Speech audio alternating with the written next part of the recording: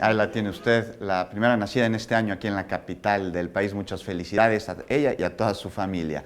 Y ahora vamos a otra información porque los bomberos de la capital del país han estado atendiendo diversas emergencias aquí en la Ciudad de México. ¿Qué le parece si conocemos un poquito más acerca de su heroica labor?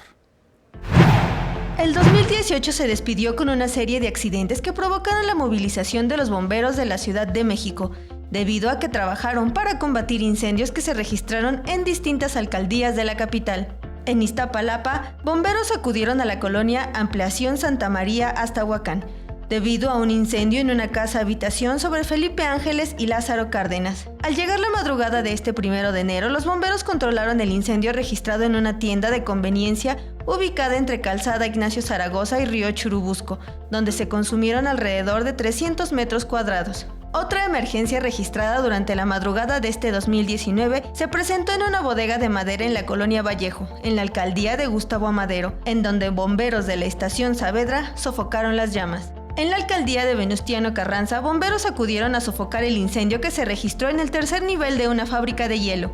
En la alcaldía de Gustavo Amadero, servicios de emergencia trabajaron para controlar el incendio de un vehículo sobre Avenida Gran Canal y San Juan de Aragón. Mariana Sánchez, 21 Noticias.